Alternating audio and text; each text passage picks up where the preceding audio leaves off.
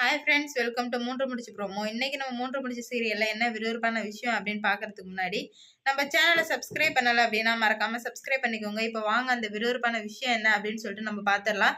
இவ்வளோ நாள் வந்துட்டு சுந்தரவல்லி மேல எல்லாருமே வந்துட்டு ஏதோ கொஞ்சமாச்சும் வந்து மரியாதை வச்சிருந்தாங்க. ஆனா இப்ப சுந்தரவல்லியை பத்தின எல்லா உண்மையுமே தெரிய வந்த பிறகு சுந்தரவல்லினா இவ்வளவு கேவலமான ஆளா அப்படின்னு சொல்லிட்டு எல்லாருமே காரி கட்டு துப்புற அளவுக்கு வந்துட்டு நம்ம சூர்யா சார் தன்னோட தாயோட உண்மையான சுயரூபத்தை வந்து கிழிச்சு எடுக்க போறாரு. அதுதாங்க இந்த வீடியோல நம்ம பார்க்க போறோம்.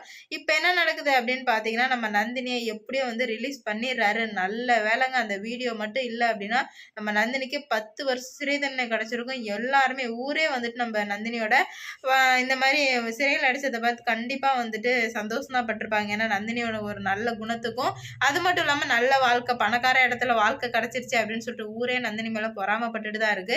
அத மனசுல வச்சுக்கிட்டு தான் எல்லாருமே வந்து இந்த மாரி பண்ணிட்டு இருந்தாங்க. ஆனா இப்ப வரைக்குமே பிரசிடென்ட் வந்து நந்தினி தான் இந்த தப்ப பண்ணாங்க. நந்தினியோட குடும்பத்த வேரோட அழிக்காம விடமாட்டேன் அப்படின்னு சொல்லிட்டு அங்க ஒரு குரூப் வந்து நம்ம நந்தினிய தீர்த்துக்கடலாம் அப்படின்னு சொல்லிட்டு முடிவு பண்ணிட்டு இருக்கு. இந்த சமயத்துல தான் நம்ம சூர்யா சார் எப்படியோ வந்துட்டு உண்மை எல்லாத்தையும் அந்த வீடியோ வச்சு தெரிய வச்சு போலீஸ்ல குடுத்ததுமே, அவனுக்கு வந்து 10 ஆண்டுகள் சிறை தண்டனை விடுத்து நம்ம நந்தினிய வந்து ரிலீஸ் பண்ணிடுறாங்க. ரிலீஸ் பண்ணதுமே வீட்டுக்கு வந்து அத கேள்விப்பட்ட பிரசிடென்ட் வந்து அங்கருந்து வேகமா வர்றாரு. வந்ததுமே ஊரே திரண்டு வருது. "ஏன் நந்தினி, நீ இதுக்கு மேல உயிரோட இருக்கக்கூடாது. என் பையன கொன்னது மட்டும் இல்லாம நீ எவ்ளோ தைரியம் இருந்தா போலீஸ்லேருந்து வெளிய வந்திருப்ப.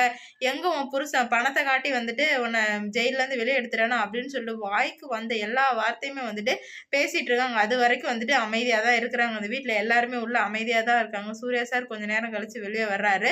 "தேவையில்லாத வார்த்தைகள விடாதீங்க. உண்மை என்னன்னு தெரிஞ்சுட்டு பேசுங்க" அப்படின்னு சொல்லும்போது, சூர்யா சாரையும் பயங்கரமா திட்டுறாங்க.